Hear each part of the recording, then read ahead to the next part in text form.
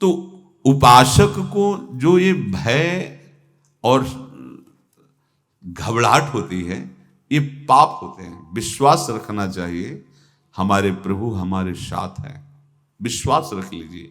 ठीक अवसर पर जिंदगी में देखा है, जो भी जीवन व्यतीत हुआ है, ठीक अवसर पर कोई न कोई रूप लेकर के वो ऐसा प्रियता दिखाते हुए हम पहचान नहीं पाते। उस समय ऐसा लगता है ये व्यक्ति है, कोई सात्विक होगा, इसलिए सब बाद में पता लगता है वो व्यक्ति नहीं, वो तो समष्टि का स्वामी था। नहीं, इतना प्यार कौन करता है।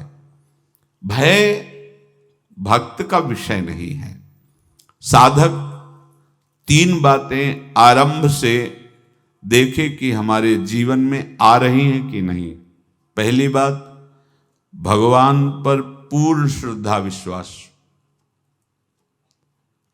अनंत ब्रह्मांडों के स्वामी हैं, काल भी उनके अधीन है। डरना क्यों भाई, किस बात का डर लगना है। अगर डर है, भय है, तो अभी श्रद्धा विश्वास स्वामी में नहीं है। अगर हमें हृदय में कष्ट अपना प्रभाव पहुंचाना चाहता है, तो जैसे कोई ठंडी से बहुत कांप रहा हो और माता दौड़कर आवे, अपने हृदय से लगा के अपने शरीर का ताप देकर उसकी ठंड को दूर कर दे, ऐसे प्रियाजू करती हैं, ऐसे प्रियालाल करते हैं। ये कहा कहो बड़ भाग, नित नित रति हरिवंश हित, नित बरधत अनुराग, यह जो कृपा हरिवंश की। ये आपनो भाग आपन मुख, कहत जो श्री हरिवंश बल, हरिवंश भरोसे भय निडर, सो नित गर्जत हरिवंश बल। देखा है, कष्टों की बौछार है, ऐसे जैसे ऊपर से वर्षा हो रही है, भगवान शेष फणों का छत्र, संवर्तक मेघ प्रलयंकारी वर्ष रहे, गिरिराज जी का छत्र। ऐसे भक्त को कृपा छत्र से हर समय सुरक्षित रखा जाता है। भक्त बनने के लिए कोई विशेष लायकात की आवश्यकता नहीं।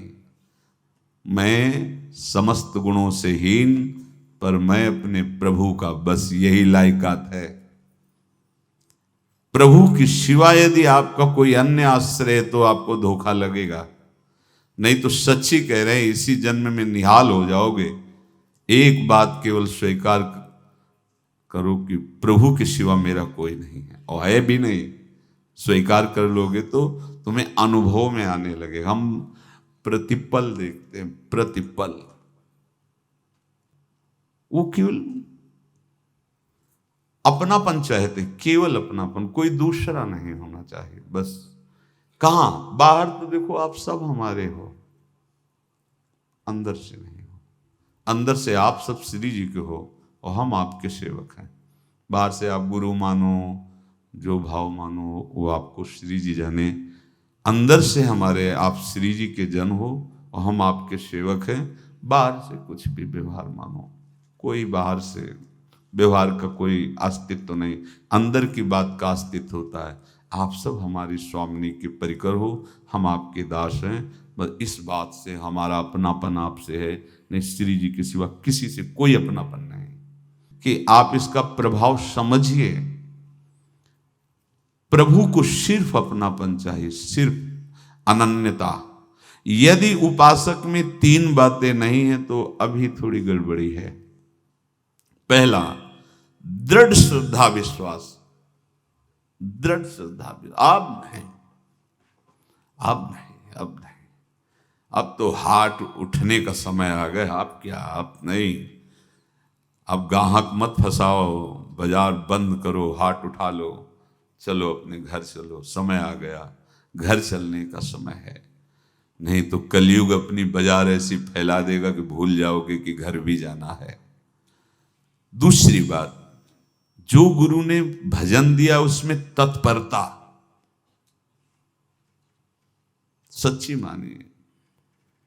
जीवन भर कभी इस प्रमाद को गुरु कृपा से आने का अवसर नहीं दिया गया कि चैन से सोए हों और चैन से खाए हों। पूरे जीवन में कभी सुविधाओं को स्वीकार नहीं हुआ।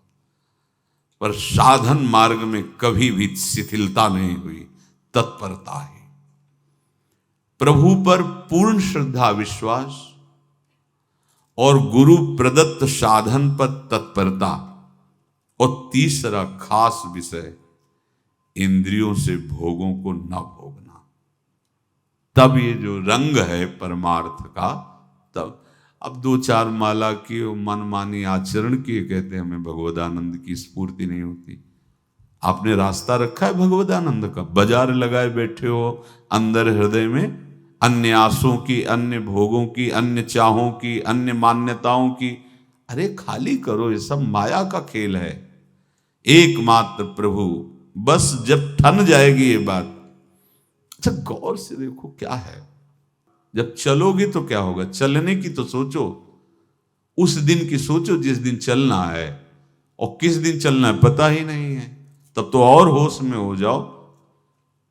आपको कोई भी यहां सहयोग देने वाला नहीं, कोई भी वस्तु आपकी नहीं, कुछ भी आपके साथ नहीं जाएगा।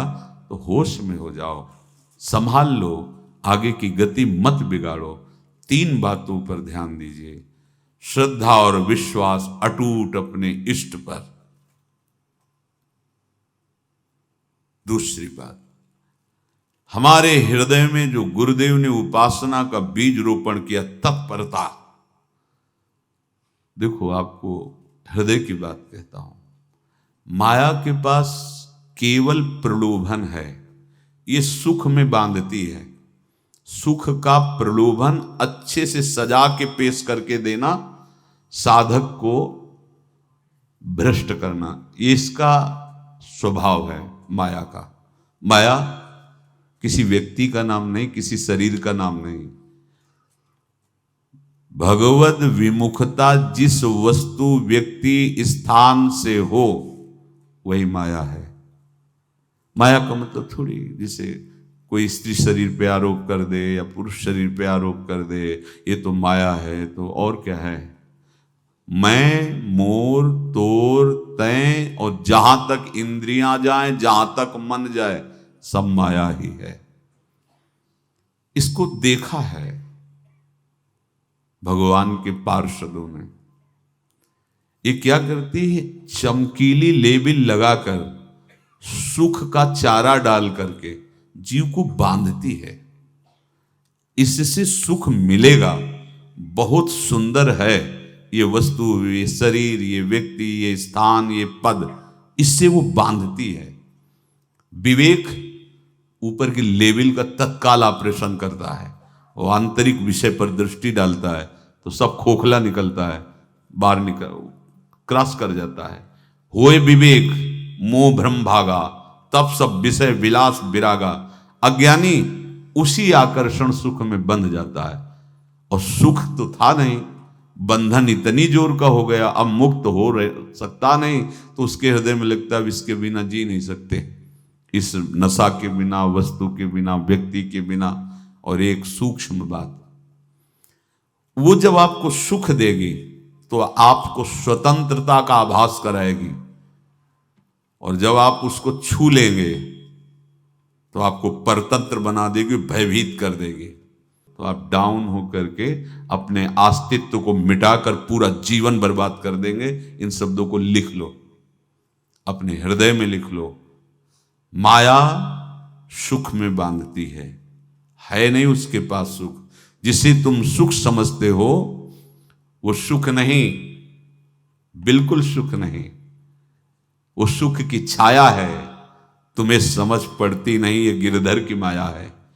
उस सुख का बंधन, आप देखो कुछ भी क्रिया करते हो माया जनित तो प्रलोभन होता है, सुख मिलेगा, और जिस समय सुख मिलने के लिए आप लालायित हुए, उस समय सुख भोगने की स्वतंत्रता आपको दे देगी। लो, आप समझ रहे हैं हम स्वतंत्र स्वामी होकर सुख भोग रहे हैं? नहीं, अब भोग लिए ना, अब गुलामी उसकी सहो। अब तुम्हें वैराग्य हो रहा कि मैं नहीं भोगूंगा, तो उसकी दृष्टि बदलेगी। समझ रहे हो? अब आप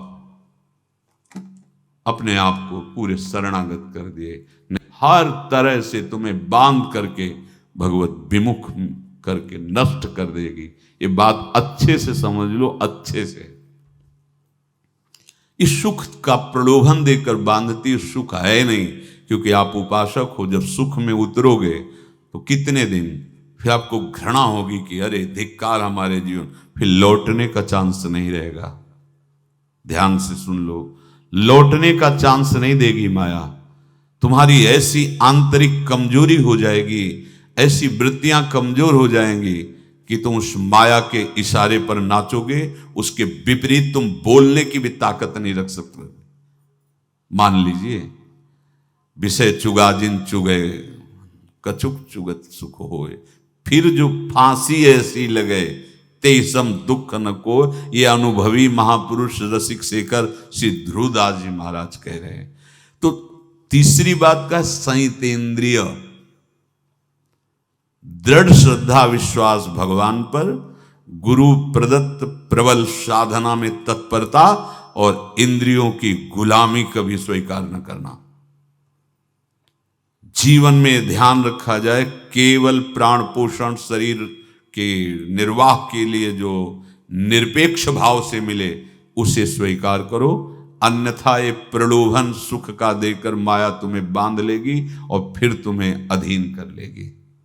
कितने ऐसे मार्ग में उत्साहित होकर चलते हैं, पर गुरु कृपा पात्र ना होने के कारण, चतुर खिलाड़ी ना होने के कारण वो प्रलोभन में फंस जाते हो। फंस गए तो फिर मछली का कांटा जानते हो, ऐसे अब वो चाहे जितना हिले डुले वो कांटा नहीं निकल सकता, अब तो उसको मरना ही पड़ेगा। ये जन्म बर्बाद ना हो, आप सबसे प्रार्थना है। बहुत ही अपने घर की जैसी बात होती है। इसका कार्य है माया का सुख में बांधना, सुख के प्रलोभन से, और आपको सुख भोगने के लिए स्वतंत्रता देना। आप उस स्वतंत्रता से सुख भोगे कि न जाने कितने जन्मों की परतंत्रता तुमने स्वीकार कर ली। अगर इस रहस्य को जान जाओगे तो डरोगे। यही डरे डर हरिवंश हित। श्वास जैसे मनुष्य स्वाभाविक लेता है, खाते पीते सोते चलते उठते बैठते बात करते हंसते, सब अवस्थाओं में आप श्वास नहीं लेते, स्वाभाविक आ जा रही है। ऐसे ही श्वास प्रश्वास अपने आराध्य देव के स्मरण का अभ्यास बना लो। अभ्यास योग युक्त चेतसा नान्यगामिना। और जैसे तनिक भी श्वास रुकी तो घबराहट, बेचैनी, परेशानी आ जाती है, ऐसे ही श्वास प्रश्वास यदि नाम से खाली जाने लगे तो घबराहट, परेशानी, जलन पैदा होनी चाहिए। तब आप उपासक माने जाएंगे। क्या ऐसा हो रहा है?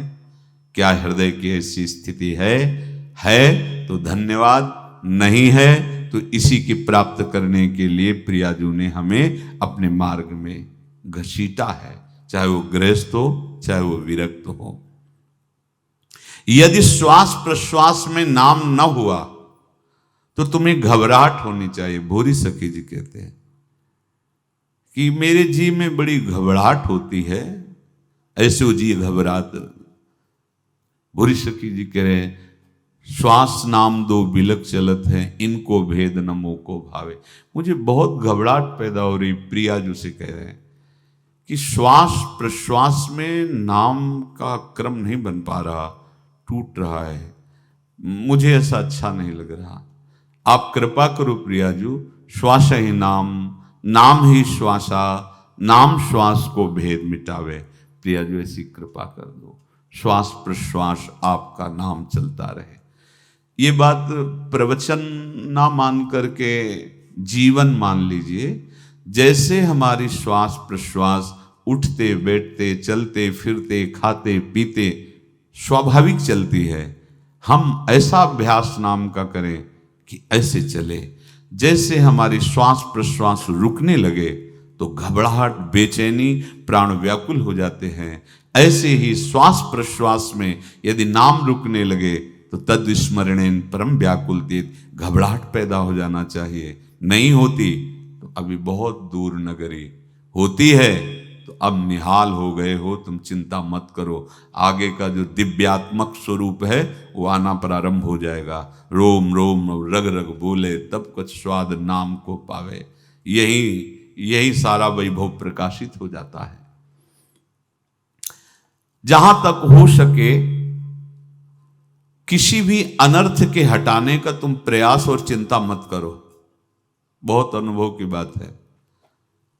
जैसे तुम कहीं फंस गए, गलती हो गई तुमसे, माया ने फंसा लिया, अब निर्भय हो जाओ। तुम्हारा अपमान होगा, तुम्हारी निंदा होगी, कुछ नहीं बिगड़ेगा, लेकिन पूरा जीवन बर्बाद नहीं कर देना है।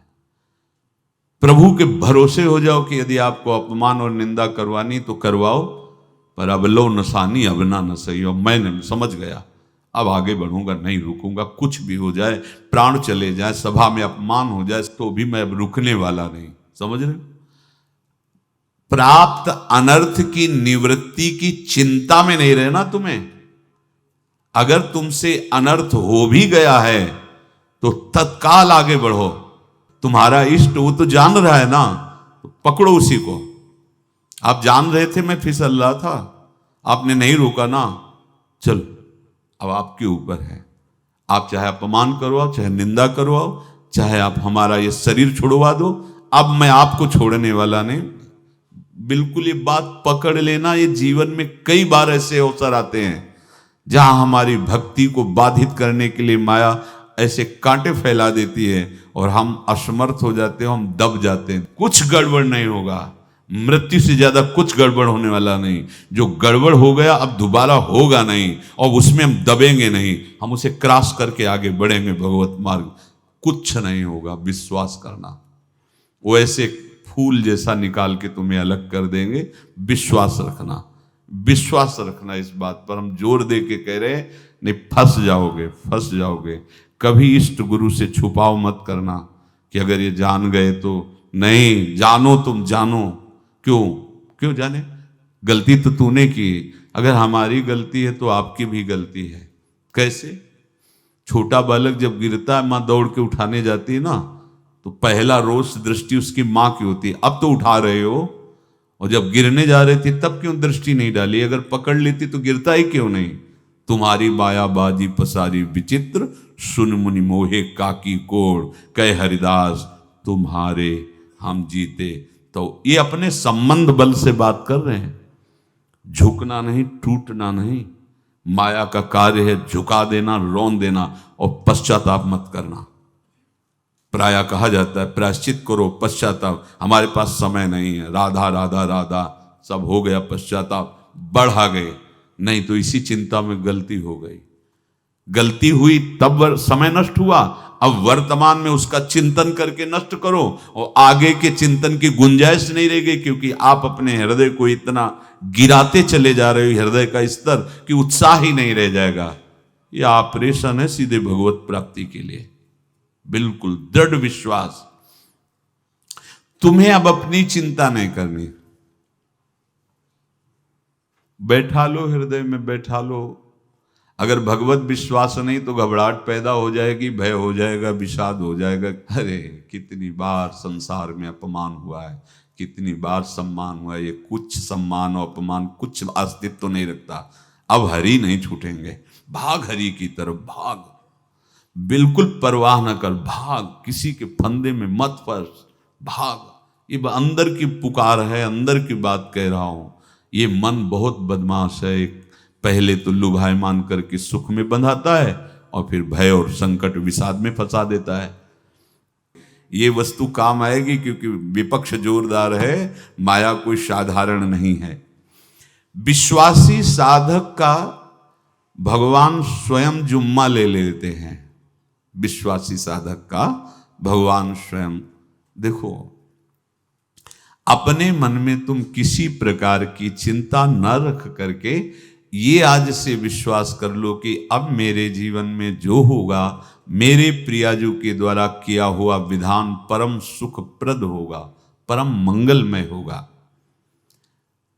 विश्वासी भक्त का जब ये स्वभाव निश्चय हो जाता है कि मेरे प्रभु जो करेंगे वो मंगल करेंगे, तो परिस्थिति बुरी दिखाई दे सकती है,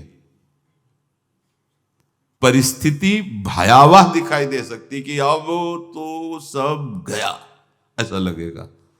लेकिन वो बहुत बड़े के हाथ में नियंत्रित है परिस्थिति। देखते देखते उस परिस्थिति का परिणाम निश्चिंत, निःशोक और निर्भय कर देने वाला हो जाएगा। भयभीत मत होना। बहुत ही अमृतमयी बातें हैं। अगर अपने साधन पथ पे हम इनको आदर्श मानकर चलें तो बहुत जल्दी आनंद आ जाए। किसी भी अड़चन को तैयार रहो। ये काल क्षेत्र है, मृत्यु क्षेत्र है।